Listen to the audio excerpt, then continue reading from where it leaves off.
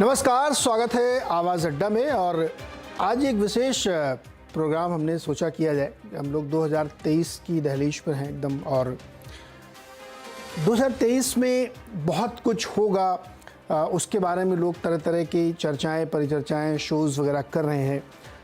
Economic परिदृश्य क्या होगा, मार्केट का आउटलुक क्या होगा, टेक्नोलॉजी का आउटलुक क्या होगा, लेकिन पॉलिटिकल आउटलुक और इको पॉलिटिकल आउटलुक की चर्चाएं आमतौर पे लोग इस तरह से नहीं करते। तो हमने सोचा कि हमें ये करना चाहिए, क्योंकि भारत में अगर हम देखें ख़ास तौर पे तो 2023 के साल में करीब 9 राज्यों के विधानसभा चुनाव है। उसके बाद साल ख़त्म होते ही हम लोग लोकसभा चुनाव की तरफ बढ़ने लगेंगे, और इस बीच कई सारी और चुनौतियां हैं जो आर्थिक फ्रंट में हैं। उनको भी राजनीति के तौर पर देखना चाहिए, क्योंकि राजनीति है, सब कुछ वही तय करते हैं। तो इसलिए हमने सोचा कि ये चर्चा बनती है और विद्वानों के साथ बनती है, जो बड़ी पारखी नज़र रखते हैं, जो इकॉनमी की पल पल चीज़ों को ट्रैक करते हैं, समझते हैं। तो उनके ज़रिए एक आपको मोटा मोटा अंदाज़ा लगे कि 2023 कैसा रहने वाला है पॉलिटिकली और इको पॉलिटिकली, यानी जिसमें राजनीतिक फैसले अर्थशास्त्र को भी तय करते हैं। क्योंकि वो बड़ी पुरानी कहावत है कि politics is father of all sciences, और वो चिरकालिक है, वो हमेशा सत्य साबित होती है। तो इसको मिला के हम लोग एक चर्चा करेंगे। इस पर हम लोग जो विषय जो हमने थोड़ी सी आपसे चर्चा की कि पॉलिटिक्स होगी, विधानसभा चुनाव होंगे, मुद्दा क्या बड़ा बन सकता है, किस तरीके से विपक्षी पार्टियां अपने आप को संगठित करेंगी या कर पाएंगी भी कि नहीं कर पाएंगी, ये सब तमाम विषय होंगे जिस पे हम बातचीत करेंगे। और डेफिनेटली उसमें आर्थिक पहलू भी ज़रूर आएगा। बातचीत करने के लिए हमारे साथ जो बेहद ख़ास विद्वानों का पैनल है, मैं आपसे उनका परिचय कराता हूँ। हमारे साथ बहुत ही वरिष्ठ पत्रकार प्रदीप सिंह जी हैं। बहुत करीब से मार्केट को समझते हैं, देखते हैं, और आज का अखबार नाम से एक डिजिटल प्लेटफॉर्म भी है सर का। इसके साथ ही CSDS के प्रोफेसर संजय कुमार जी हमारे साथ हैं। सेफोलॉजिस्ट भी हैं, सामाजिक चिंतक भी हैं, राजनीति पे तो खैर गहरी पकड़ है ही है। शिवकांत शर्मा जी हमारे साथ हैं, लंदन में रहते हैं, लेकिन भारत की हर एक खबर पे, हर एक घटना पे बड़ी पैनी नज़र रखते हैं, और BBC हिंदी को दशकों तक उन्होंने हेड किया है। तो उसका अनुभव का भी हम लोग लाभ उठाएंगे। और साथ ही वरिष्ठ पत्रकार हर्षवर्धन त्रिपाठी, ये भी एक डिजिटल प्लेटफॉर्म चलाते हैं और राजनीतिक चिंतक के तौर पे अपने आप को हमेशा तैयार रखते हैं। आप सबका बहुत बहुत स्वागत है इस खास परिचर्चा में। तो जैसा मैंने कहा कि ये एक बहस नहीं है, ये एक विचार चर्चा है, जहाँ पे हम लोग 2023 को समझने की कोशिश करेंगे पॉलिटिकल एंगल से, इको पॉलिटिकल एंगल से। तो प्रदीप सिंह जी, आपसे शुरुआत करते हैं। और जो 2023 में एक पॉलिटिकल लैंडस्केप बनने की स्थिति बन रही है, वो आप कैसे देखते हैं? मोटे तौर पे 2023 कैसा रहेगा पॉलिटिकली? पहले देखिए, 2023 को आर्थिक और राजनीतिक दोनों रूप से देखें, चुनौतियां बहुत हैं। और चुनौतियां ऐसा नहीं है कि किसी एक पार्टी के सामने या किसी एक देश के सामने है। अपने देश की बात करें तो वेस्ट में जो स्लो डाउन या मंदी की आहट सुनाई दे रही है, उसके असर से तो हम अछूते नहीं रहेंगे।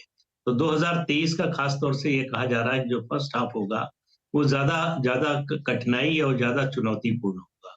दूसरा, राजनीतिक दृष्टि से देखें तो ये तैयारी का साल है लोकसभा चुनाव का। उससे पहले 9 विधानसभाओं के, और हो सकता है कि 10 विधानसभा के चुनाव हो जाए, अगर जम्मू कश्मीर भी इसमें शामिल हो जाता है।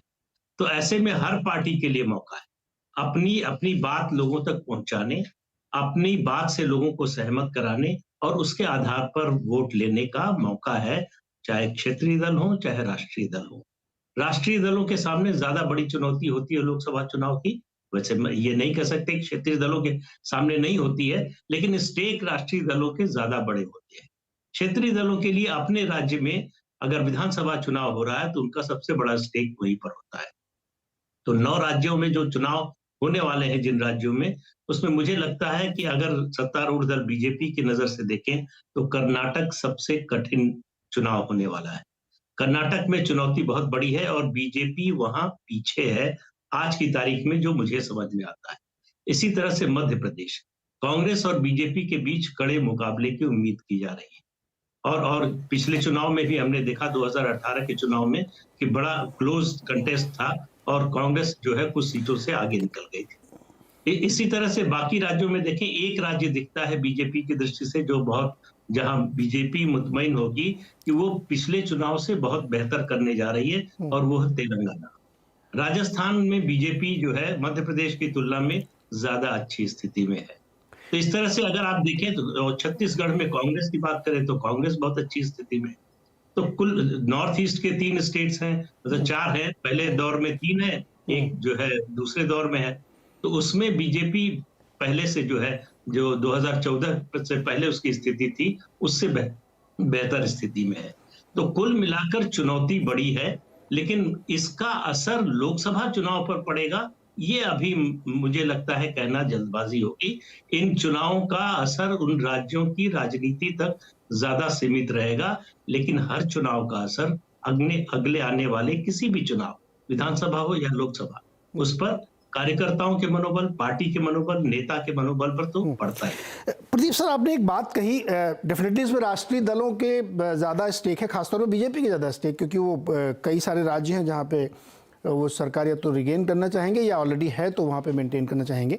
आपने तेलंगाना का स्पेशल जिक्र किया, वहाँ पे क्यों आपको लगता है कि कुछ ज़्यादा खास है इनके लिए? तेलंगाना इसलिए कि अगर आप देखें परसेप्शन की, राजनीति में 2 चीजें होती है, एक जमीन पर आपकी स्थिति, दूसरा जो पब्लिक परसेप्शन बनता है। पब्लिक परसेप्शन में सिर्फ 3 विधानसभा सीट होने के बावजूद बीजेपी जो है नंबर 2 की पार्टी नजर आ रही है। वो बिल्कुल स्थिति उसकी लगभग वैसी है जैसी पश्चिम बंगाल में 2021 के चुनाव से पहले थी। 3 सीटें थी सिर्फ विधानसभा में, और वो जो है सीधे प्रतिद्वंदी बन गई टीएमसी के सामने चुनौती देने के लिए। सत्ता तक नहीं पहुंच पाई। मुझे लगता है तेलंगाना में भी शायद उसी तरह का रिजल्ट होगा जिस तरह का पश्चिम बंगाल में हुआ, कि बीजेपी एक बड़ी छलांग लगाएगी, लेकिन वो जो है विनिंग लाइन क्रॉस कर पाएगी ऐसा लगता नहीं है। और कांग्रेस और टीडीपी पहले से ही वहां पर ज्यादा कुछ उसका असर नहीं रहा। राज्य के विभाजन के बाद कांग्रेस लगातार नीचे जा रही है। अभी जो एक बाई इलेक्शन हुआ, जो कांग्रेस के एमएलए के इस्तीफे से सीट खाली हुई थी, जो सीट जीती हुई थी कांग्रेस की, वहां कांग्रेस उम्मीदवार की जमानत जब्त हो गई। तो इसलिए लगता है कि बीजेपी पहले की पिछले चुनाव की तुलना में बहुत अच्छा करने वाली है। ओके, तो ये एक बड़ा फास्ट फॉलो। कांग्रेस में थोड़ा सा हम चर्चा करेंगे कि वो इतनी बड़ी यात्रा उन्होंने निकाली, उसका क्या असर होगा, लेकिन पहले ब्रॉड पिक्चर एक समझते हैं। आर्थिक वाला पहलू हम लोग थोड़ा सा लेटर रखेंगे, पहले पॉलिटिकल वाला समझते हैं। संजय जी, आपके हिसाब से राजनीतिक परिदृश्य क्या होगा? अभी इसका एक प्रिल्यूड हम लोगों को 2-3 राज्यों के चुनाव में दिखा यहाँ पे जो हुआ, लेकिन 2022 का आपको ऐसा लगता है कि पूरा साल बिल्कुल राजनीतिक गहमा गहमी में जाएगा? बहुत महत्वपूर्ण राज्यों में चुनाव है, और उसके बाद उसी के साथ साथ हम लोग 24 की तैयारी में भी घुसे रहेंगे, मूड माहौल ऐसे ही बनता दिखेगा? देखिए, गिनती की दृष्टिकोण से देखें 9 राज्यों में चुनाव है। उस दृष्टिकोण से 2023 जो है वो एक अहम साल होने वाला है चुनाव के नजरिए से देखें। दूसरी बात यह भी है कि 2024 के जो लोकसभा चुनाव है, जस्ट 6 महीने बाद लोकसभा के चुनाव हो जाएंगे। 2023 में जो विधानसभा के चुनाव होंगे उसके बाद, उस दृष्टिकोण से भी इंपॉर्टेंट है, क्योंकि पार्टियों का एक तरह से आकलन शुरू हो जाएगा। भले ही विधानसभा चुनाव के नतीजों का कोई असर पड़े या ना पड़े, वोटर जिस तरह से 2024 में वोट करेंगे, लेकिन एक जो कहते हैं कि रिहर्सल शुरू हो जाएगा। तो उस नजरिए से भी 2023 का चुनाव बहुत इंपॉर्टेंट है। लेकिन अगर हम 2 पार्टियों की बात करें, एक तरफ बीजेपी और जो पार्टी राष्ट्रीय स्तर पर बीजेपी का मुकाबला कर रही है, 2014 में भी किया, भले ही उनकी पराजय हुई बुरी तरह से। 2019 में भी कांग्रेस ने ही बीजेपी का एक तरह से मुकाबला किया। तो कांग्रेस के नजरिए से बहुत इंपॉर्टेंट है 2023 का चुनाव, क्योंकि 4 ऐसे राज्य हैं जहां लगभग कांग्रेस बीजेपी आमने सामने है। मध्य प्रदेश, राजस्थान, छत्तीसगढ़ और कर्नाटका। और ये ऐसे राज्य हैं जहां कांग्रेस एकदम पिछड़ी हुई दिखाई नहीं पड़ती। अभी प्रदीप जी भी जिस बात का जिक्र कर रहे थे, मैं भी उस बात का लगभग समर्थन करता हूं। कर्नाटक ऐसा राज्य है, मध्य प्रदेश, छत्तीसगढ़ ऐसे राज्य हैं जहां कांग्रेस बड़ी मजबूत है। मैं ये नहीं कह रहा कि बीजेपी मजबूत नहीं है। कुल मिला के मैं ये कह सकता हूं कि इन राज्यों में कांटे का मुकाबला होने की गुंजाइश है, और कांग्रेस के लिए बहुत जरूरी होगा कि कांग्रेस इन राज्यों में भरसक सारे राज्यों में चुनाव जीते, क्योंकि एक परसेप्शन तो बनेगा। मैं बार बार कह रहा हूं, 2018 में भी कांग्रेस ने 3 राज्यों में चुनाव जीता था, लेकिन लोकसभा पर उसका असर नहीं पड़ा, हो सकता ना पड़े, लेकिन हाँ वर्कर का मनोबल बढ़ेगा, पार्टी लीडर्स में एक तरह से रिजुविनेशन होगा। जो आज जो तमाम बयान आते रहते हैं बीच बीच में, मुझे लगता है इस तरह की बयानबाजी बंद ऑटोमेटिक हो जाएगी अपने आप, किसी को कहने की जरूरत नहीं पड़ेगी कि पार्टी की तैयारी नहीं है, पार्टी को वोट नहीं मिल रहे हैं, पार्टी डिक्लाइन पर है, ये सब चीजें हो रही हैं। लेकिन जैसे ही 2023 में कांग्रेस अगर 2-3 चुनाव जीत जाए तो उसका फर्क पड़ेगा, पार्टी के लीडर एकजुट होंगे, पार्टी के कार्यकर्ता एकजुट होंगे। जहां तक बीजेपी का सवाल है, बाइपोलर कंटेस्ट है, इन राज्यों में बीजेपी के स्टेक्स भी उतने ही हैं जितने कांग्रेस के हैं। लेकिन अगर बीजेपी 3-4 राज्यों में हार गई चुनाव, तो ये एक नैरेटिव, जिस नैरेटिव को बीजेपी पंक्चर कर देती है, हालांकि वो हकीकत है, बेरोजगारी का मुद्दा है, महंगाई का मुद्दा है, लेकिन जनता उन मुद्दों पर वोट नहीं कर रही है। जब वोट का समय आता है तो जनता अन्य मुद्दों पर वोट करती है। अगर बीजेपी 2-3 राज्यों में चुनाव हार जाती है तो ये मुद्दे तूल पकड़ने लगेंगे, ये जनता के जहन में आने लगेंगे, और अगर ऐसा हुआ तो बीजेपी के लिए 2024 का रास्ता उतना आसान नहीं होगा जितनी आसानी से उन्होंने 2019 के चुनाव को जीता और 2014 में जिस तरह से कांग्रेस को ध्वस्त किया। संजय जी, आपने एक शब्द यूज किया, रिहर्सल का साल रहेगा बहुत सारे राज्यों के लिहाज से और चुनाव के लिहाज से। रिहर्सल और एक बिग पिक्चर के तौर पे हम देखें, प्रिपेयर्ड दिख रही हैं क्या पार्टीज? मतलब बीजेपी 24 घंटे चुनाव के ही मोड में रहती है, तो उनको छोड़ दें, तो बाकी लोगों के अंदर आपको दिखता है उतनी तैयारी के साथ वो लोग खड़े हैं? देखिए, रिहर्सल इसीलिए कह रहा हूं क्योंकि आपने बीजेपी का जिक्र किया, बीजेपी की तो तमाम खबरें आ रही हैं कि कैसे मिशन 350, हाँ, वही मगर वो तो हमेशा तैयार रहते हैं, पर उनका फोकस है, तो वो तो हाँ, तो लेकिन कांग्रेस के लिए रिहर्सल की जरूरत होगी, क्योंकि कांग्रेस तो बिल्कुल लगता है जैसे चुनाव लड़ने के मूड में नहीं, अभी ऐसा दिखाई नहीं पड़ता, कोई प्रिपेयर्डनेस नहीं है। तो कम से कम जब आप असेंबली के चुनाव लड़ेंगे, जैसे मैं कहता हूं कि अगर क्रिकेट टेस्ट मैच होने वाला है तो कहते हैं कि टेस्ट मैच के पहले लोग प्रैक्टिस करते हैं, नेट प्रैक्टिस पे जाते हैं, लेकिन नेट प्रैक्टिस पे जाने के लिए अगर पार्टियां तैयार नहीं हो, बीजेपी तो नेट प्रैक्टिस कर रही है, तो वैसी स्थिति में क्या होता है, अगर रणजी ट्रॉफी, दिलीप ट्रॉफी का मैच आ गया तो ऑटोमेटिक आपको नेट प्रैक्टिस करना पड़ता है। उस सेंस में मैं कह रहा हूं ये विधानसभा के चुनाव होंगे तो आप नेट प्रैक्टिस नहीं भी चाह के आपको नेट प्रैक्टिस करना पड़ेगा। उस नजरिए से मैं कह रहा हूं ये रिहर्सल का समय होगा और पार्टियों को चुनाव चूंकि लड़ना है 2024 का, चाहे अनचाहे इस रिहर्सल में पार्टिसिपेट करना पड़ेगा, अपनी चुनावी तैयारी के रास्ते पर आगे बढ़ना पड़ेगा। करो या मरो की स्थिति होगी, करना ही पड़ेगा जो आप कह रहे हैं। शिवकांत जी, 2014 से 19 और 19 के बाद अब हम 24 की तरफ बढ़ रहे हैं। एक बड़ा वैचारिक उथल पुथल परिवर्तन भी हम लोगों ने देखा। अभी हमारे दो पहले के विद्वानों ने कहा कि बहुत महत्वपूर्ण होगा पॉलिटिकल दृष्टि से, और राज्यों के चुनाव है और भारत में पिछले कुछ समय से ऐसा हो रहा है, पहले भी होता था थोड़ा बहुत, लेकिन इस समय कुछ ज़्यादा ही हो रहा है कि बहुत क्लियर कट डिवीज़न होता है कि यहाँ किसको जिताना है, केंद्र में किसको जिताना है, नगर पालिका में किसको जिताना है। ये एक बहुत गजब का डिवीज़न जनता ने अपने दिमाग में कर लिया है। लेकिन एक जो बिग थीम है, जैसा भी जिक्र किया संजय जी ने भी किया, कि बहुत सारे ऐसे मुद्दे हैं जो सिरे नहीं पकड़ते, तूल नहीं लेते वो, क्योंकि दूसरे मुद्दे उस पर हावी हो जाते हैं। बीच बीच में किसी का एक बयान आ गया या कोई हिंदू मुसलमान हो गया, मुझे लगता है ये मैनिफेस्टेशन है, कोर से डिवीज़न है ये। वो जो कोर का बदलाव देखते हुए अगर आप इस 2023 को एनालाइज करें तो कैसा दृश्य आपके नज़र में दिखता है? देखिए, कोर का बदलाव तो रुकेगा नहीं, क्योंकि ये पहली बात तो ये सीधी सीधी हमें स्पष्ट रूप से स्वीकार करना चाहिए कि भारतीय जनता पार्टी चाहती भी नहीं है कि कोर का बदलाव रुके। लेकिन दूसरे मुद्दे मुझे लगता है इसके साथ साथ उभर रहे हैं। ये जो राहुल गांधी की यात्रा है, इसने दो चीजें की हैं। एक तो जो टीना फैक्टर था वो ये बिल्कुल उसको छेड़ा ही नहीं है इसने, और मुझे लगता है कि मौजूदा सरकार की सबसे बड़ी शक्ति अगर लोकसभा चुनावों की बात करें तो टीना फैक्टर रहेगी। टीना फैक्टर तब ध्वस्त होता जब विपक्षी नेता इस यात्रा में राहुल का साथ देते। वो कहीं भी किसी भी सिग्निफिकेंट विपक्षी नेता ने उनका इस यात्रा में साथ नहीं दिया। इसका मतलब ये है कि कांग्रेस को अगर अपने बलबूते पर टक्कर लेनी है भारतीय जनता पार्टी से तो वो इस वक्त बहुत बड़ी चुनौती है। जो दूसरे मुद्दे इस यात्रा के बाद या इसके पृष्ठभूमि में उभर के आ रहे हैं, वो निश्चित रूप से बेरोजगारी एक ऐसा मुद्दा है जिस पर 2014 में सरकार जीत के आई थी। 2019 में इन्होंने कहा कि चलो हमें एक मौका और दें, हम उस पर कुछ करके दिखाएंगे।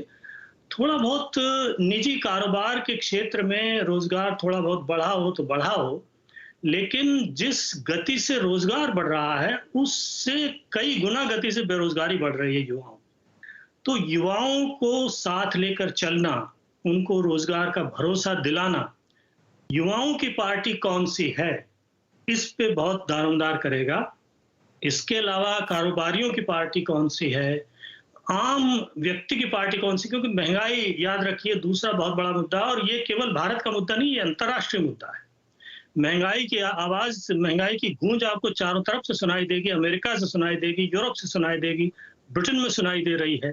और ये केवल भारत के लिए ही लोकसभा के जो है वो तैयारी के चुनाव नहीं है, अमेरिका में राष्ट्रपति चुनाव की तैयारी के भी जो है दिन है। 2023 साल है जिसमें बिल्कुल तैयारी होती है, और 2023 में यहाँ ब्रिटेन में भी तैयारी होगी कि 2024 में क्या होने जा रहा है। तो बहुत से जगहों से आप इस तरह की गूंज सुनेंगे। तो मुझे लगता है ये जो दो बड़े मुद्दे हैं, ये सबसे बड़ी चुनौती है सरकार के सामने। आगे का बजट है और उससे अगला बजट है, इनके पास दो बजट है। इन बजटों में ये क्या करते हैं और उसका तात्कालिक कोई परिणाम निकलता है कि नहीं निकलता है। मुझे लगता है एक तो ये जो संस्कृति है कि रोजगार का मतलब सरकारी नौकरी है, इस जुड़ाव को तोड़ने में ये सरकार नाकाम रही है। किसी न किसी तरह से सबसे पहले ये जो विचार है, ये जो धारणा है, ये तोड़नी होगी, और तब जाकर के आप काम धंधे को, रोजगार को, या काम धंधा मूलक जो कारोबारी रोजगार है उसको बढ़ावा देंगे। हमारी शिक्षा भी जो है वो उस तरफ ध्यान नहीं देती। मैं तो कहता हूँ कि रोजगार कॉलेज खुलने चाहिए, रोजगार विश्वविद्यालय खुलने चाहिए, बजाय इसके कि आप एकेडमिक वो सब खोलें। भारत की जरूरत है, ये बाकी दुनिया की हो ना हो। तो ये इस तरह की चीजें हैं जो मुझे लगता है ये तय करेंगे 2024 में कि जो है वो इस करवट 2023 से 2024 का ट्रांजिशन किस तरह से होगा, ये शिवकांत जी ने अभी अपनी बात रखी। हर्षवर्धन, एक बात अभी शिवकांत जी ने कही, टीना फैक्टर हावी रहेगा। क्या 2023 में भी टीना को कोई चैलेंज नहीं है? अभी तक तो ऐसे देख के लग रहा है, क्योंकि जिस तरीके के नैरेटिव्स बनते हैं वो 24 घंटे के अंदर फिजल आउट होते हैं। और एक बड़ा बदलाव देखने को मिला, वो सवाल मैं आपके साथ रखता हूँ, फिर सबके पास वो सवाल जाएगा। एक बयान जो AK एंटनी ने कहा है बहुत ही महत्वपूर्ण है। मैंने कहा था कि किसी के बयान को मैं बहुत इसलिए इंपॉर्टेंट देता हूँ क्योंकि वो कोर पे डिस्कशन करना चाहिए कि कैसे समाज के अंदर बदलाव आया जिसने पॉलिटिक्स को मैनिफेस्ट किया है, उसके रूप में मैनिफेस्ट किया है। जब आप नेता को चुनते हैं तो वो जनता की चेतना का प्रतीक होता है, ना कि वो व्यक्ति होता है, क्योंकि जो आप चाहते हैं उसको आप चुन रहे हैं। AK एंटनी ये कह रहे हैं कि कांग्रेस केवल अल्पसंख्यकों के भरोसे, इन लोगों के भरोसे बीजेपी को नहीं हरा सकती, उसको हिंदुओं का साथ चाहिए। ये बात कांग्रेस की तरफ से आना अपने आप में एक बहुत सरप्राइजिंग है, इंट्रिगिंग है, सोचने वाली है कि 137 साल पुरानी पार्टी ये बात क्यों कह रही है। तो कोई असर नहीं दिख रहा है, इसलिए बार बार ये बात कही जा रही कि देयर इज नो अल्टरनेटिव। लेकिन नीरज जी, सबसे पहले तो ये कि कांग्रेस पार्टी के दो नेता, एक AK एंटनी साहब, उनकी तो रिपोर्ट ही थी, और एक जनार्दन द्विवेदी। ये दोनों नेता सोनिया गांधी जी के अत्यंत विश्वस्त रहे। AK एंटनी तो अभी तक हैं, जनार्दन द्विवेदी अब नहीं रहे। जनार्दन द्विवेदी को ये भी कहा जाता है कि हिंदी उन्होंने ही सिखाई, तो सोनिया जी के गुरु भी हैं वो।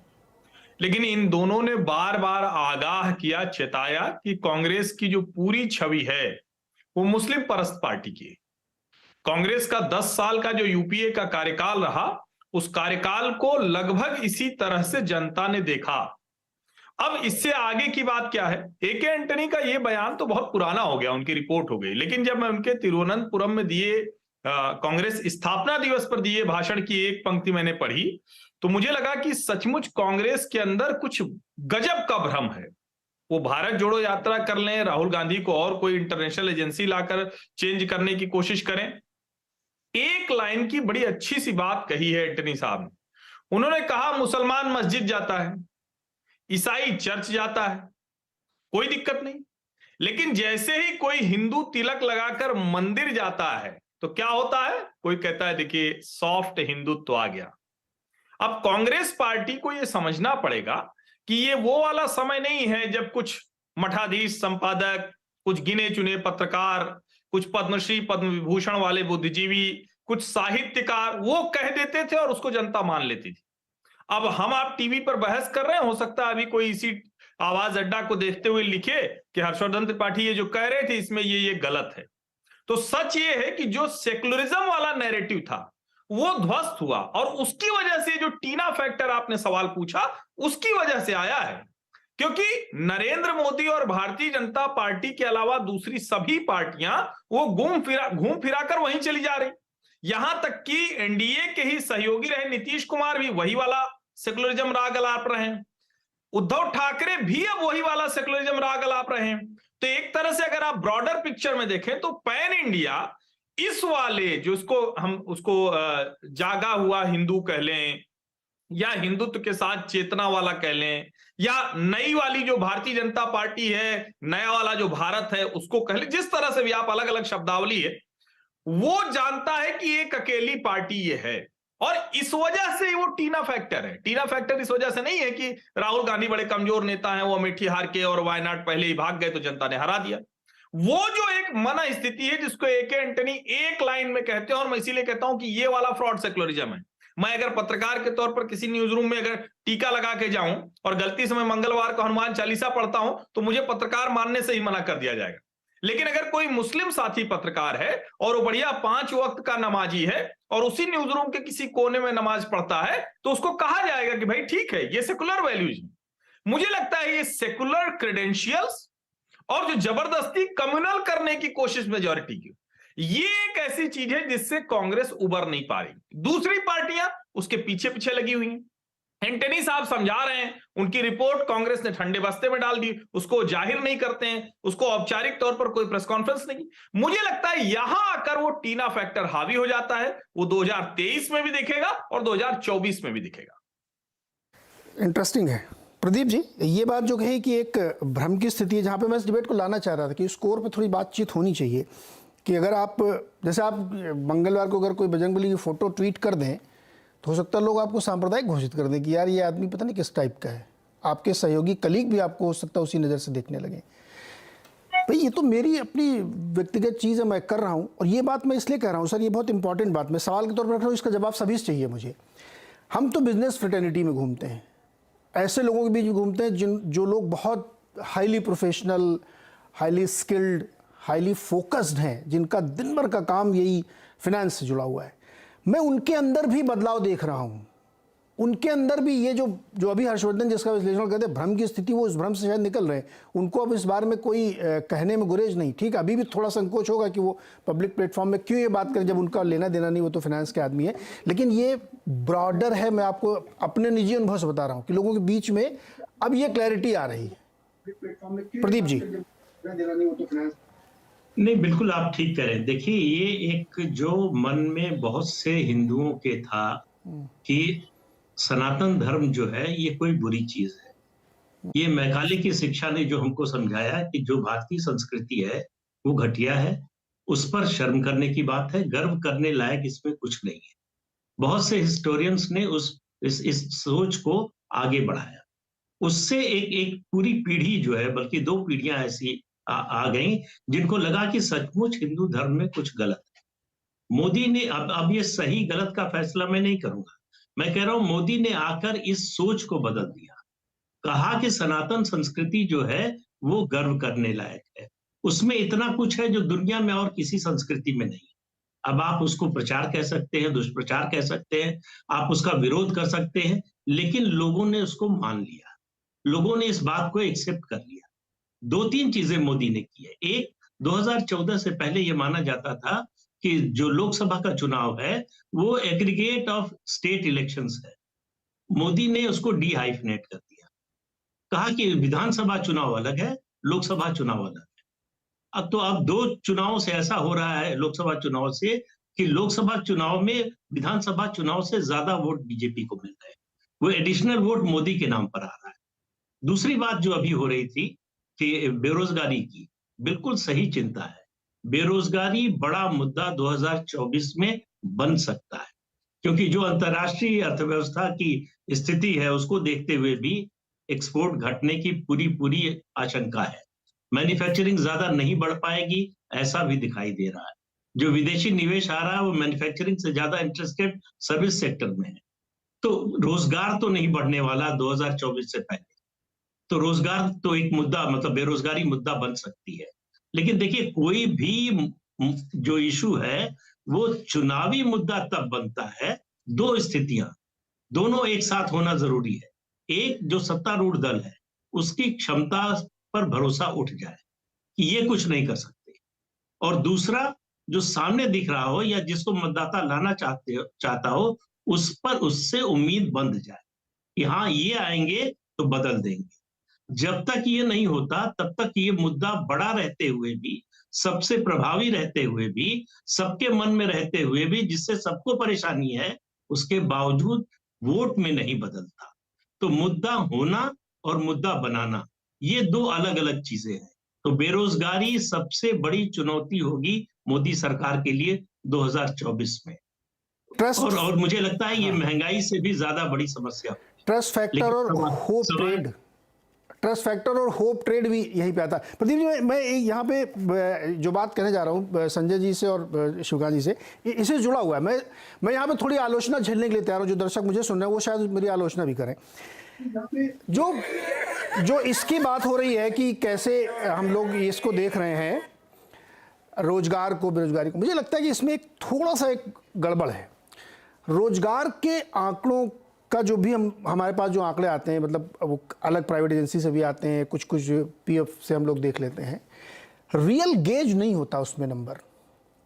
क्योंकि आप अपने आम जीवन में दाएं बाएं घूम के देखिए तो बहुत सारे लोग आपको ऐसे मिलेंगे जो किसी नंबर में उनका शामिल ही नहीं होते वो, लेकिन वो काम कर रहे हैं, कुछ वो नौकरी नहीं कर रहे हैं, वो काम कर रहे हैं, कुछ कमा रहे हैं। डेफिनेटली उनकी कमाई कम हुई है, कोरोना काल में तो और भी कम हुई है, लेकिन वो कुछ काम कर रहे हैं, कुछ कमा रहे हैं। उनकी कंप्लेंट ये नहीं है कि मेरे पास रोजगार नहीं है, उनकी कंप्लेंट ये है कि मेरी कमाई कम है। जो लोग सरकारी नौकरी कर रहे हैं वो भी दुखी हैं, क्योंकि उनका पास इतना पैसा नहीं कि वो एक बहुत अच्छी लाइफ जी सके। और ये एकदम सच है कि पिछले कुछ समय में एक के शेप रिकवरी हमने देखी है सिस्टम में, कि वो उसमें किसी पॉलिटिशियन की गलती नहीं, वो हमने ऐसा इकोनॉमिक सिस्टम बना रखा है कि वो के शेप रिकवरी आएगी। अब इसी सवाल को मैं संजय जी आपके सामने रख रहा हूँ, जो हर्षवर्धन से शुरू हुई है और प्रदीप जी होते हुए आप लोगों तक आ रही है। अगर दोनों नैरेटिव्स को मैं पैरेलल रख लूँ, ये डेफिनेटली बड़ा मुद्दा होगा कि हमारी इकोनॉमी, हमारी अपनी पर्सनल ग्रोथ, हमारी हाउस होल्ड इनकम ये बढ़े, साथ ही साथ जो दूसरा है, क्या ये समाज हमारा, ये हमारा देश आइडेंटिटी पॉलिटिक्स और इकोनॉमिक इश्यूज में जो उसके पर्सनल लाइफ को हिट कर रहे हैं, उसके बीच में एक द्वंद्व की स्थिति है, जिसमें वो घूम फिर के फिर वहीं चला जाता है जहां पे उसको अपनी आइडेंटिटी ज्यादा महत्वपूर्ण लगती है।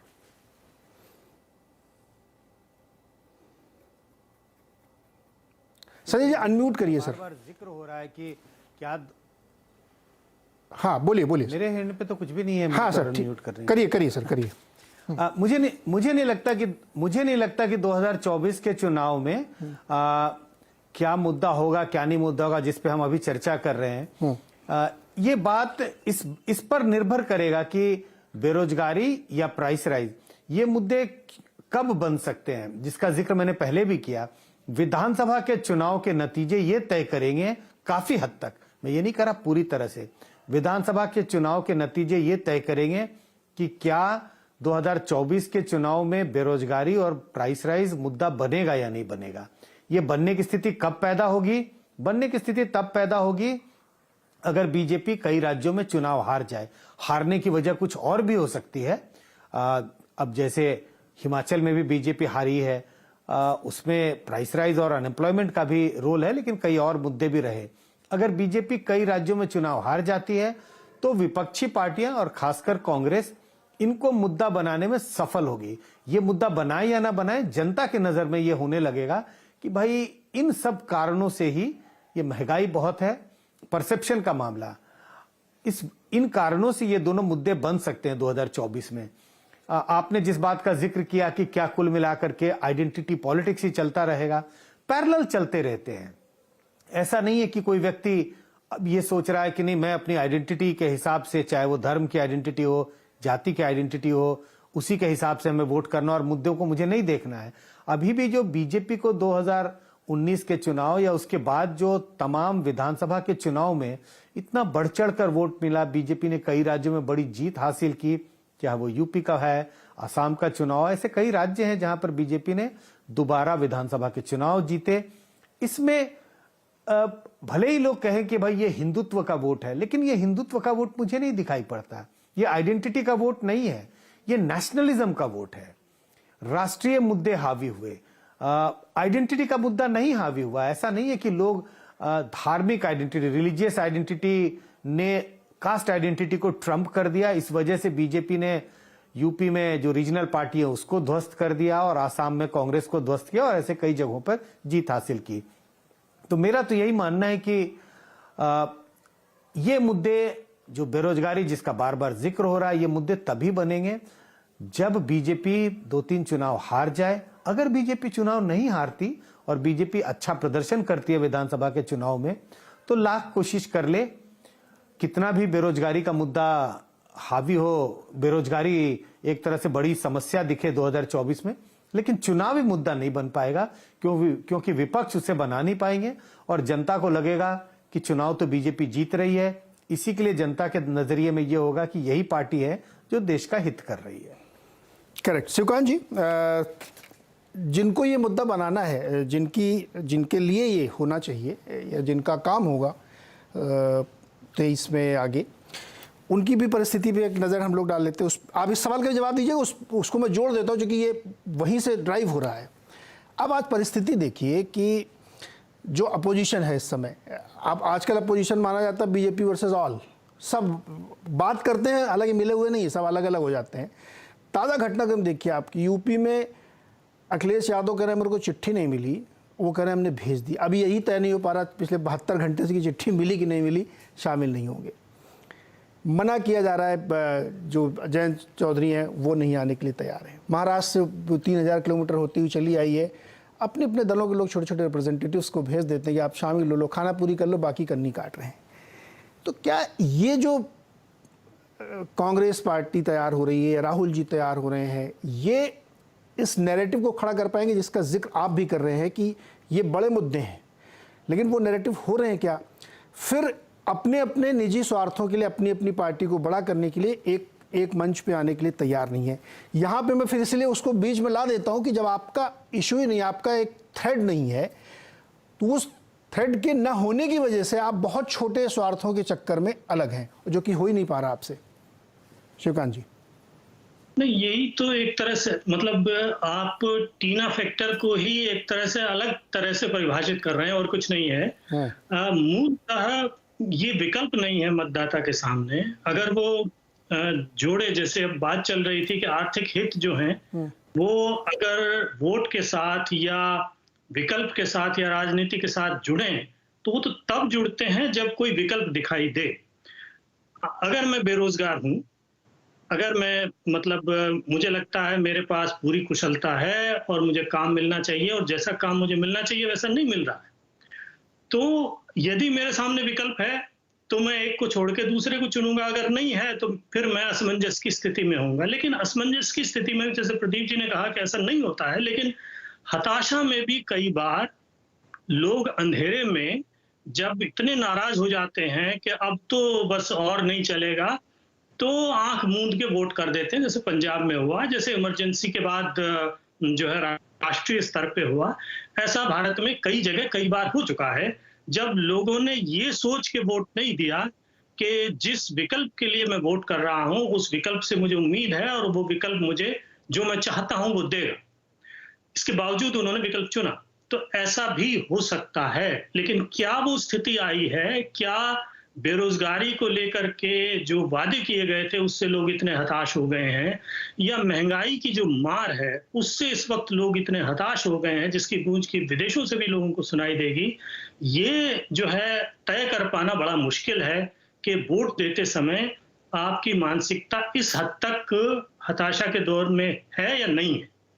ये बहुत कुछ इस पर निर्भर करेगा कि विपक्षी पार्टियां, चाहे वो 1 हो चाहे वो 10 हो, वो मिलकर के क्या लोगों के सामने अपना एजेंडा, अपना स्वप्न रखती हैं और लोग उसको उस पर विश्वास करते हैं नहीं करते हैं, और जो सत्तारूढ़ पार्टी है वो क्या रखती है और लोग उस पर विश्वास करते हैं या नहीं करते हैं। इसमें बाहर से 2-3 चीजें जो हैं वो दबाव डाल सकती हैं। एक तो राष्ट्रीय सुरक्षा का प्रश्न, जिस पर अभी तक हमने बात नहीं की। राष्ट्रीय सुरक्षा का प्रश्न अगर आप अंतर्राष्ट्रीय परिप्रेक्ष्य को देखें तो एक बार फिर अगले साल और उससे अगले साल ज्वलंत हो सकता है, क्योंकि चीन जो कर रहा है, जो चीन ने शुरू किया है, चीन उसमें रुकने वाला नहीं है। चीन की नीयत जो है, चीन के तेवर और ज्यादा कड़े होते जाएंगे, और चीन का इतिहास ये बताता है कि चीन ने भारत को सीधे तौर पे कभी देखा नहीं। वो ये नहीं चाहता कि भारत जिसको वो नापसंद करता है उसके साथ जाकर खड़ा हो जाए। ये बात 60 में सही थी, यही बात 70 में सही थी, यही बात 80 में सही थी और यही बात आज सही है। तो चीन को ये कतई पसंद नहीं है कि अगर वो अमेरिका के साथ उसकी तनातनी है तो भारत अमेरिका के साथ जाए, और चीन जो है इसको लेकर के अपनी नाराजगी हर तरह से जाहिर करेगा। वो राष्ट्रीय सुरक्षा का प्रश्न बनेगा, और राष्ट्रीय सुरक्षा के प्रश्न पर क्या विपक्षी पार्टियां लोगों को सहमत कर पाती हैं, अपनी तरफ झुका पाती हैं, ये उनके सामने बहुत बड़ी चुनौती होगी। सत्तारूढ़ पार्टी के लिए इतनी बड़ी चुनौती शायद नहीं। करेक्ट। हर्षवर्धन, 2023 में विपक्ष का स्वरूप क्या देखते हैं आप? और मैं इसको 2024 के प्रिल्यूड के तौर पे क्वेश्चन आपसे पूछ रहा हूँ। क्या स्वरूप देखेंगे आप? कैसे वो बातें तो बहुत हम लोग रोज सुनते रहते हैं, मैं 2-4 शोज भी कर चुका हूँ, लेकिन आपकी नजर से क्या होगा?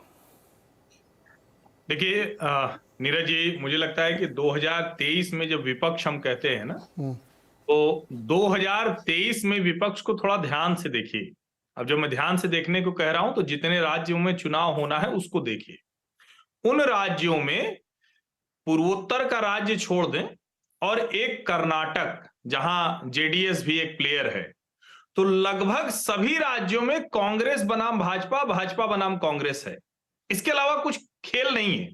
इसका आप 2 तरह से परिभाषित कर सकते हैं। एक तो ये कि कांग्रेस को कोई चिंता नहीं, एक क्षेत्रीय दल उसका वोट खाएंगे, लेकिन इसका दूसरा पहलू भी है। इसका दूसरा पहलू यह होगा कि कांग्रेस विपक्षी दलों से तालमेल का कोई प्रयास करती हुई नहीं दिखना चाहेगी किसी भी कीमत पर, और उसका खामियाजा जो दूसरे विपक्षी दल हैं वो नेशनल पॉलिटिक्स में कांग्रेस के खिलाफ माहौल बनाने के लिए करेंगे। और यहां पर चूंकि आमने सामने की लड़ाई है, तो भारतीय जनता पार्टी को एक सीधा लाभ यह है कि उसको पता है कि यहां कोई और कांग्रेस का वोट खाने के लिए, जिसको हम कहते हैं कि सेकुलर वाला वोट, उसको कोई खाने वाला नहीं, कोई काटने वाला नहीं है। अब इसी में एक थोड़ा सा ट्विस्ट फैक्टर है जो 2023 में मैं देखना चाहूंगा, या कहें कि सबकी नजर होगी, सबके मन में यह आ रहा होगा कि क्या आम आदमी पार्टी कुछ ऐसे राज्यों में, जैसे राजस्थान है, राजस्थान में पिछली बार भी आम आदमी पार्टी गई थी लेकिन वहां कुछ कर नहीं पाई, बड़े मामूली, जैसे यूपी में सभी सीटों पर जमानत जब्त हो गई, वैसे ही हुआ। क्या राजस्थान में? मध्य प्रदेश में बड़ी कोशिश की थी, क्या मध्य प्रदेश में? कर्नाटक में एक रिटायर्ड आईपीएस ऑफिसर को अपने साथ लेकर आए हैं, वो कुछ लोगों को और जोड़े, क्या वहां? तो क्या उन राज्यों में जहां कांग्रेस भाजपा के अलावा कोई बड़ा प्लेयर है नहीं या रीजनल फोर्सेज नहीं है, वहां क्या आम आदमी पार्टी कूदेगी? तो मुझे तो 2023 में मोटा मोटा भाजपा बनाम कांग्रेस लग रहा है। उसमें जो एक्स फैक्टर हो सकता है या ट्विस्ट हो सकता है वो आम आदमी पार्टी कर सकती है। ओके, एक छोटा सा मुझे ब्रेक लेना है, लेकिन ब्रेक के बाद मैं एक सवाल आप लोगों से और जानना चाहता हूं। जैसे जो अभी बात हर्षवर्धन आप कह रहे हैं ना, तो इससे ये मुझे समझ में आ रहा है कि आधा आधा बट गया है। 50% एक पार्टी लेके बैठी हुई है मोटे तौर पे, और बाकी 50 के लिए आपस में घमासान चल रहा है। क्योंकि जब अखिलेश यादव ये कहते हैं कि बीजेपी को हराएगा कौन, तो वो उसी वोट में सेंधमारी नहीं चाहते कांग्रेस करे, या अखिलेश ये कहते हैं कि बीजेपी कांग्रेस दोनों एक ही टाइप के हैं। तो यानी जो रेस्ट ऑफ द 50% की लड़ाई करना चाहते हैं सारे विपक्ष के लोग, वो कैसे करेंगे, क्वेश्चन यहाँ पे आ जाता है। ब्रेक के बाद इस पर बातचीत होगी। स्वागत है एक बार फिर से आवाज़ अड्डा में। और आज हम लोग 2023 की राजनीतिक कुंडली पढ़ने की कोशिश कर रहे हैं। बिल्कुल अलग तरीके से देखना चाहते हैं कि पॉलिटिकल आउटलुक 2023 का क्या बनता हुआ दिख रहा है। तो अभी काफ़ी विषयों पे बातचीत हुई। एक विषय और रखता हूँ और उसी के साथ जोड़ देता हूँ सवाल। प्रदीप जी, आपसे शुरू करता हूँ। इसमें थोड़ा संक्षेप में रखिएगा क्योंकि अब हम लोगों के पास समय कम है, लेकिन मैं एक अभी बजट वाला एक इशू भी लाना चाहता हूँ। जो भी बात हर्षवर्धन कहते, मैंने कहा कि जब विपक्ष की लड़ाई की समस्या आती है, जो लोग एकजुट होकर करना चाहते हैं, तो फिर वो आपस की लड़ाई है कि कौन किसका वोट शेयर खा लेगा। मुसलमानों को वोट शेयर कांग्रेस को भी चाहिए, सपा को भी चाहिए, इसलिए समझौता ही नहीं हो पा रहा है। वो उनकी यात्रा तक में शामिल होने के लिए तैयार नहीं है। इसके पीछे इसमें एक चीज़ जो हम लोग शायद मिस करते हैं, उसको मैं जोड़ देता हूँ उसमें, कि एक फेस भी है बीजेपी के पास या सत्ताधारी दल के पास। मोदी जी हैं, उनके सामने कोई फेस बनने के लिए भी तैयार नहीं है। 4-5 दावेदार भी खड़े हैं और उसी एक छोटे से वोट शेयर में सबको हिस्सा चाहिए, बढ़ा के चाहिए। प्रदीप जी। नहीं, मुझे जो समझ में आता है वो ये कि कोई ऐसा नेता नहीं दिख रहा है या पार्टी जिसके पास एक्स्ट्रा पॉलिटिकल कैपिटल हो। सभी राजनीतिक दल जो क्षेत्रीय दल हैं खासतौर से, वो राष्ट्रीय दल से अगर वो गठबंधन करना चाहता है, समझौता करना चाहता है, तो पूछते हैं कि हमारे घर आएंगे तो क्या लाएंगे, आपके घर आएंगे तो क्या लेकर आए, क्या देकर जाएंगे हमको। तो ये जो है कि किसी के पास एक्स्ट्रा वोट है क्या ममता बनर्जी एमके स्टालिन को वोट दिलवा सकती हैं? क्या एमके स्टालिन तेजस्वी यादव को वोट दिला सकते हैं? मामला यहाँ है। देखिए, विपक्षी एकता जब भी कामयाब हुई है, 77 और 89 की बात करें, तो मल्टी स्टेट पार्टी जब तक साथ में नहीं होगी, उस समय जनता दल और बीजेपी थी, तो एक या एक से अधिक ऐसी पार्टियां जिनका कई प्रदेशों में प्रभाव हो, कम ज्यादा हो सकता है, ऐसी पार्टी जो है कांग्रेस के अलावा पूरे विपक्ष में कोई है नहीं। आम आदमी पार्टी बनने की कोशिश कर रही है, लेकिन वो विपक्षी एकता से दूर है। वो उस भीड़ में शामिल नहीं करना चाहते अपने आप को। तो कुल मिलाकर विपक्षी एकता हो पाएगी, मुझे ऐसा नहीं लगता। अगर जो भी एकता होनी है वो पोस्ट पोल होगी। चुनाव के बाद गठबंधन बन सकते हैं, सरकार बनाने के लिए साथ आ सकते हैं, लेकिन चुनाव लड़ने के लिए इसलिए साथ नहीं आएंगे। जो आपने अभी जिक्र किया अखिलेश यादव के सवाल का, अखिलेश यादव का कहना है कि भाई कांग्रेस का हम साथ उत्तर प्रदेश में देंगे तो कांग्रेस हमको क्या देगी और हमारा ही लेकर जाएगी, तो हम क्यों जो है पालकी ढोए राहुल गांधी की उत्तर प्रदेश में। ये सवाल सभी विपक्षी दलों के, खासतौर से क्षेत्रीय नेताओं के, जो क्षेत्रीय दल हैं, उनके मन में होता है। इसलिए समस्या होती है कि कोई अपना वोट एडिशनल लेकर नहीं आता है, तो फिर जो है एकता की बात अटक जाती है, फिर नेतृत्व की बात होने लगती है, फिर दूसरी तमाम बातें आ जाती हैं। लेकिन कुल मिलाकर स्थिति ये है कि अगर अपने अपने राज्यों में मजबूती से लड़े तो पोस्ट पोल अलायंस की संभावना ज्यादा और बेहतर होगी। चुनाव से पहले का इस तरह का कोई गठबंधन कोशिश करे और फेल हो जाए, उसका असर ज्यादा खराब होगा। जी प्रदीप जी, इस सवाल को मैं थोड़ा ट्विस्ट करके रखता हूँ। माफी चाहूंगा, मैं थोड़ा सा आपसे असहमत हूँ। मैं इस सवाल को रखता हूँ, सहमत नहीं हूँ, पर एक सवाल घुमा के रखता हूँ मैं। जब समाजवादी पार्टी या ममता बनर्जी या कोई दल ये चाहता है कि भाई तुम मेरे लिए क्या लेके आ रहे हो, यूपी में कांग्रेस पर 2-3% शायद वोट होगा और प्रैक्टिकली देखा तो 1 सीट है शायद उनके पास, 2 है लेकिन उसमें एक अपने, हालांकि दोनों अपने दम पे जीतते हैं, 0 सीट मान के चलिए आप विधानसभा में। मैं ये जानना चाहता हूं कि अगर अखिलेश जी चाहते हैं कि कांग्रेस उनका वहां सपोर्ट करे, अखिलेश जी 100 वोट दिला सकते हैं छत्तीसगढ़ में क्या कांग्रेस को? 100 वोट वो दिल्ली में दिला सकते हैं क्या कांग्रेस को? आप उससे तो ये उम्मीद करते हैं कि वो मुझे पूरी तरीके से जिता दे, आप उनको क्या दे सकते हैं? ममता बनर्जी उत्तर प्रदेश में क्या 10 वोट दिला सकती समाजवादी पार्टी को भी? ये एक बहुत ही मतलब राजनीति की विडंबना है संजय जी। मेरा सवाल आपसे संजय जी, ये एक बड़ी विडंबना है। इसलिए मैं कहता हूं कि अगर पोस्ट पोल को लेकर आप चल रहे हैं तो मोदी जी की इस पॉलिटिकल कैपिटल जो विशाल काय खड़ी है, आप उसके सामने कुछ नहीं है, धूल है आप, क्योंकि आप आज नहीं तय कर पा रहे हैं अपने स्वार्थों के चलते। ममता बनर्जी कितनी वोट दिलाएंगी मुझे ये बताए कोई कांग्रेस को मध्य प्रदेश में? 10 वोट दिला पाएंगे क्या? लेकिन मुझे आप सब कुछ दीजिए बंगाल में। संजय जी। बिल्कुल, मुझे लगता है कि एक तो पार्टियों के जो रीजनल पार्टी हैं उनके नेताओं का अहम, और पार्टियों के का जो जनाधार है उसको पार्टी के लीडर बढ़ चढ़ कर आंकते हैं। आपने जिस बात का जिक्र किया बिल्कुल सही है। ममता बनर्जी बंगाल में बड़े पॉपुलर लीडर हैं, टीएमसी बड़ी पॉपुलर पार्टी है, लेकिन जैसे ही बंगाल की बाउंड्री से बाहर होते हैं तो जैसे कहते हैं गेंद बाउंड्री के बाहर, उसके बाद उसका कोई अर्थ नहीं रहता। तो जैसे ही आप अपनी बाउंड्री के बाहर आते हैं, अपनी स्टेट से दूसरे स्टेट में जाते हैं, आपका कोई वजूद नहीं रहता है। भले ही आप अपने आप को राष्ट्रीय नेता मान लें, और जो हम ममता बनर्जी, अखिलेश यादव इनका एग्जाम्पल ले रहे हैं, ऐसे कई नेताओं का एग्जाम्पल लिया जा सकता है। लगभग सारे नेता रीजनल पार्टी के बड़े नेता हैं, अपने राज्य में बड़े हैं। इस वजह से जो अलायंस होने की जो दिक्कत रहती है कि आप सारी सीटें हमें दे दीजिए क्योंकि आपका यहां कोई जनाधार नहीं है, लेकिन दूसरे राज्य में मैं सेक्रीफाइस नहीं करना चाहता। तो ये जो अहम है, या अपनी पार्टी को बढ़ चढ़ कर आंकना, शायद कभी कभी अननोइंगली और कभी कभी जानबूझकर, ये सारी अड़चनें होंगी 2024 के चुनाव के पहले। अगर हम कोई विपक्षी एकता की बात कर रहे हैं, मुझे लगता है कि नीरज जी, हम और आप बात करते रहेंगे 2024 तक, लेकिन जिस विपक्षी एकता की बात होगी वो शायद हमें दिखाई नहीं पड़ेगा। ठीक है, ये बिल्कुल सही है। कुछ बहुत सारी चीज़ें राजनीति में ऐसी होती रहती हैं जो हम लोगों को होने के बाद पता चलती हैं। शिवकांत जी, मैं थोड़ा बजट पे आना चाहता हूँ, जो कि हम लोगों ने प्रॉमिस किया था कि थोड़ा उस पर चर्चा करेंगे। क्या ये जो बजट है अभी आने वाला है, ये फुल बजट होगा? इसके बाद वो शायद अंतरिम होगा अगला वाला, लेकिन हालांकि आजकल फ़र्क नहीं पड़ता, अनाउंसमेंट तो हो ही जाते हैं। लेकिन इस बजट में क्या आपको लगता है कुछ ऐसी जनमुखी योजनाएं, कुछ पॉपुलिस्ट मेजर्स लिए जा सकते हैं जो 24 को ध्यान में रख के? भाई, सबसे बड़ी मुझे लगता है इस वक्त चुनौती सरकार के सामने है, वो असंगठित क्षेत्र और कारोबारी क्षेत्र। इन दोनों, अभी आप कुछ देर पहले बात कर रहे थे कि जिनके पास रोजगार है या जिनके पास आमदनी का स्रोत है, उनको लगता है कि उन्हें पर्याप्त, जितना उनको चाहिए उतनी आमदनी उनकी नहीं हो रही, या जो काम वो कर रहे हैं उससे जितना आय उनको होनी चाहिए उतनी नहीं हो रही है। वो किस लिए? और वो बगल में देखते हैं कि जो संगठित क्षेत्र के लोग हैं, जैसे अच्छा एक उदाहरण किसान है।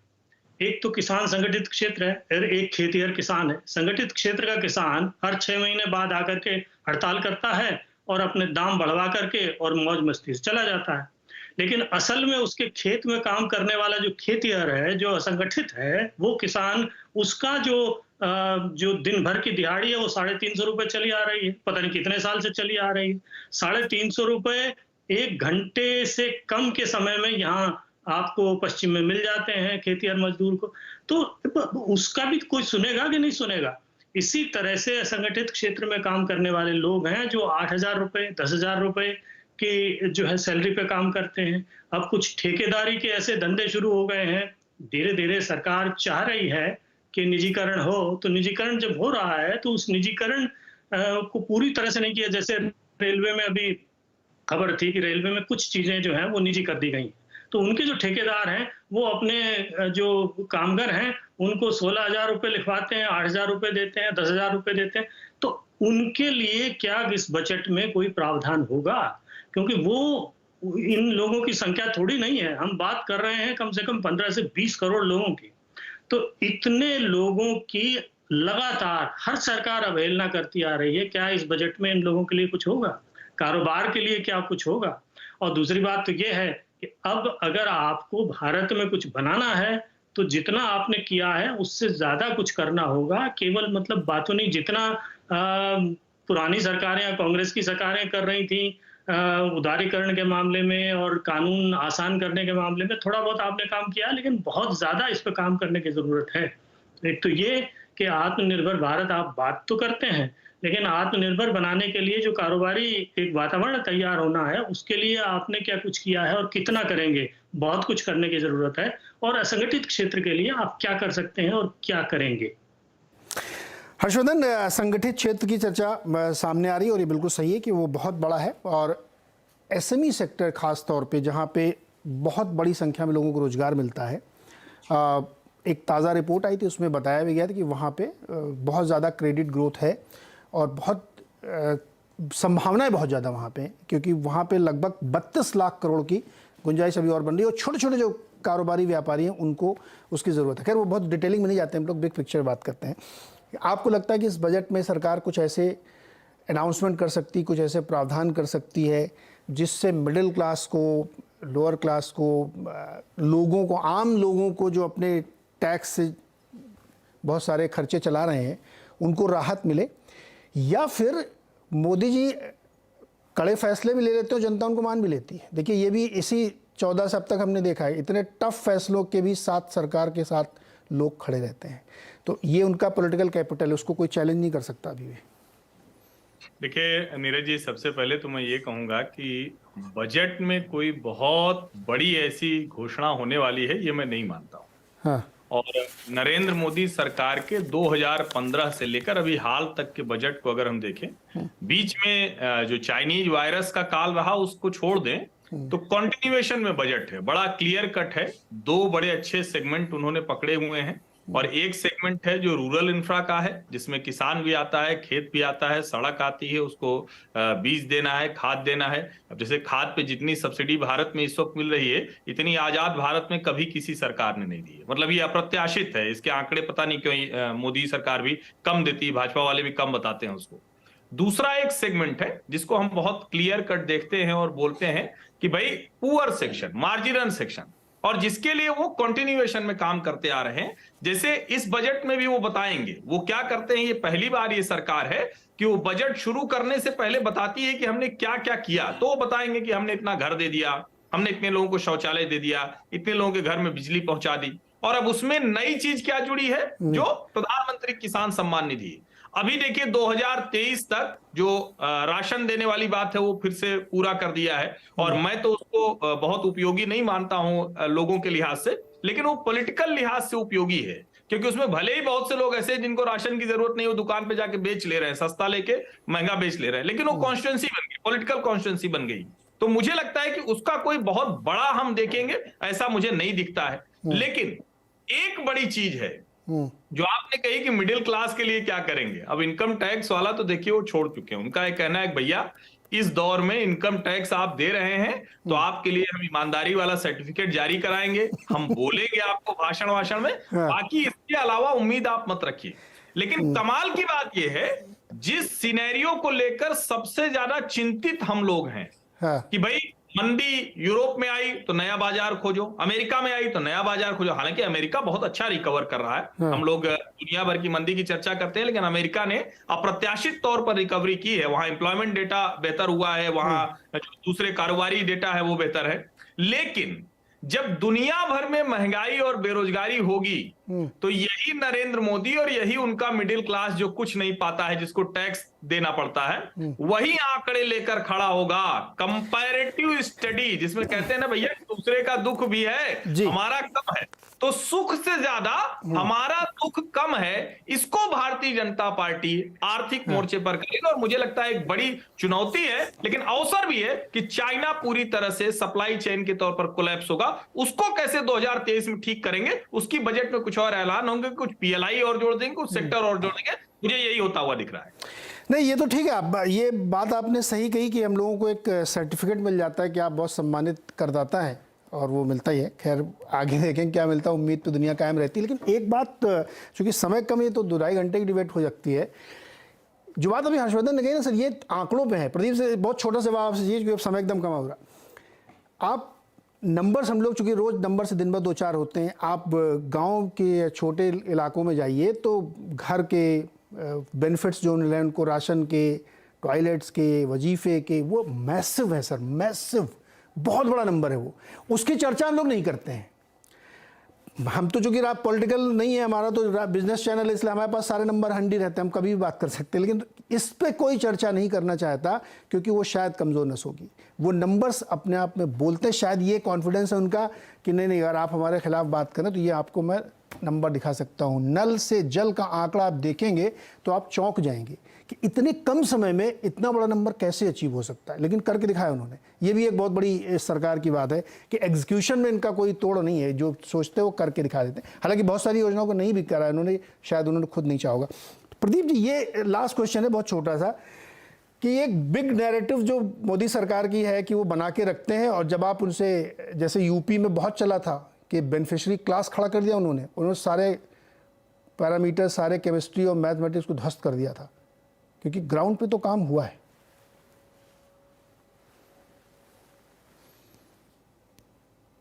ठीक कह रहे हैं आप। देखिए जो बजट मुझे लगता है, अगर आप पिछले बजट को भी देखें, पिछले चुनाव से पहले का, तो कहने को वोट ऑन अकाउंट था, वो एक तरह से फुल फ्लेज बजट था जो 2019 में आया। और उसी में ज्यादातर घोषणा मिडिल क्लास के लिए जो 2 हाउसेस का किया, और दो जो है इनकम टैक्स की 2 योजनाएं कर दी, उसके अलावा सीनियर सिटीजन्स को जो छूट दी, उससे पहले किसान सम्मान निधि। तो मुझे लगता है इस बजट की बजाय, देखिए इस सरकार ने बड़ी चतुराई से जो है बजट की तारीख बदल दी है। उससे हुआ क्या है, 1 फरवरी को बजट आने से आप चुनाव आयोग की जो आचार संहिता का दायरा है उससे बच जाते हैं। उससे पहले आप जो है जो घोषणाएं कर रहे हैं वो आपको चुनावी लाभ देती है। और नरेंद्र मोदी की 2014 की संसद की पहली स्पीच अगर आप याद करें, तो उन्होंने कहा था कि हम 4.5 साल काम करेंगे और 6 साल राजनीति करेंगे। तो वो आखिरी बजट में ही जो उनको करना होगा करेंगे। दूसरा ये जो योजनाएं हैं उनकी, वो चाहे अभी हर्षवर्धन जी जिक्र कर रहे थे ये राशन का कि लोग मुफ्त में लेकर महंगे में बेच रहे हैं, सही बात है, लेकिन आप इस बात को समझिए कि वो बेचकर अपने दूसरे खर्चे चला रहे हैं। उसकी वजह से महंगाई की जो धार है वो कुंद हो रही है। उतना असर महंगाई का नहीं हो रहा है जितना होना चाहिए। मिडिल क्लास के सामने बीजेपी को छोड़कर जाने का कोई रास्ता दिखता नहीं है। वो जो संजय जी ने शुरू में बात कही कि ये वोट नेशनलिज्म का है, तो मिडिल क्लास नेशनलिज्म से उसने शादी कर ली है, तो उससे बंधा हुआ है नेशनलिज्म से। जी बिल्कुल सर, समय एकदम समाप्त हो रहा है। नेशनलिज्म से बंधा हुआ है और 2023 में बहुत सारी ऐसी चीज़ें हम लोगों के सामने आएंगी जिस पर हम आगे भी चर्चा करेंगे। आज तो हमने चूंकि एक मोटे तौर पे समझने की कोशिश की 2023 पॉलिटिकली कैसा रहेगा। मेरे ख्याल में शायद ऐसा शो कोई नहीं करता होगा कि आउटलुक 23 पॉलिटिक्स में हम लोग करें। बहुत बहुत शुक्रिया सर आप लोगों को जुड़ने के लिए, और नए साल की आप सबको बहुत बहुत शुभकामनाएं। नए साल में हम लोग फिर और ऐसे ही मुद्दों पे चर्चा करेंगे।